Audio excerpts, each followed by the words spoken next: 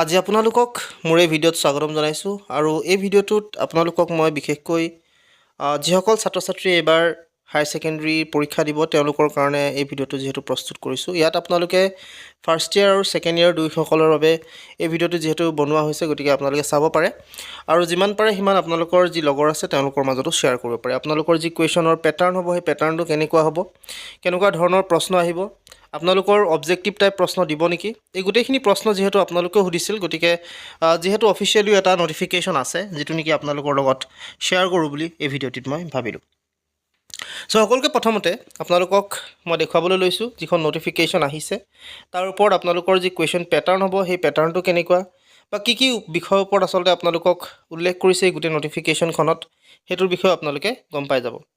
চ' ইয়াত অফিচিয়েলিভাৱে আহিছে যিহেতু কুৱেশ্যন পেটাৰ্ণৰ যি পেটাৰ্ণ আছে তেওঁৰ ওপৰত, গতিকে এইটোৱে আপোনালোকৰ লগত শ্বেয়াৰ কৰি দিওঁ।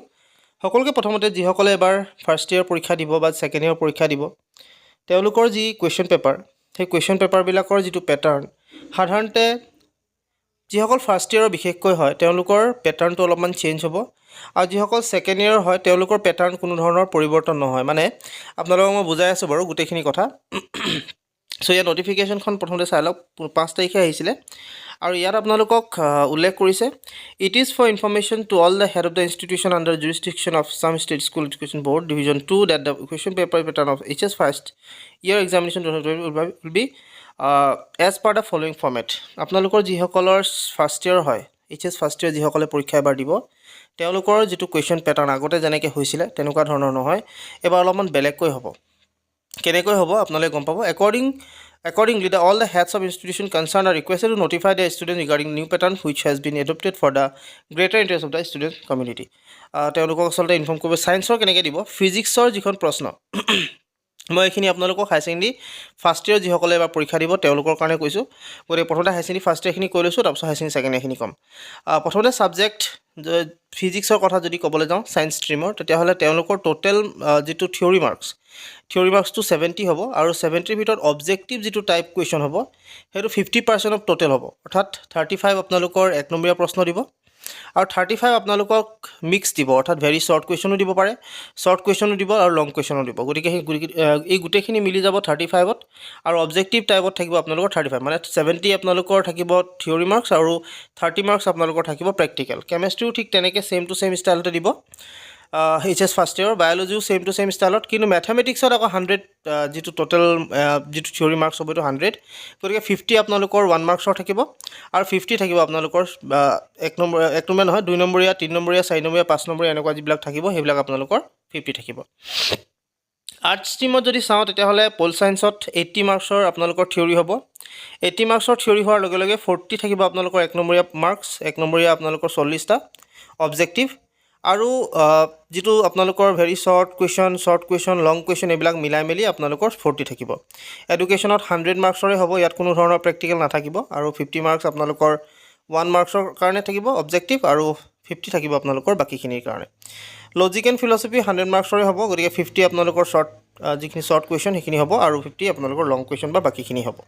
ইকনমিক্সত 80 হ'ব, গতিকে 20 আপোনালোকৰ ইয়াত প্ৰেক্টিকেল থাকিব, 40 আপোনালোকৰ অবজেক্টিভ টাইপ আৰু 40 আপোনালোকৰ লং টাইপ। লং মানে আপোনালোকে বুজি লওক 2, 3, 4 এই যিটো মাৰ্কছ হ'ব 2ৰ পৰা একেবাৰে 5 বা 6 বা 7লৈকে থাকিব পাৰে।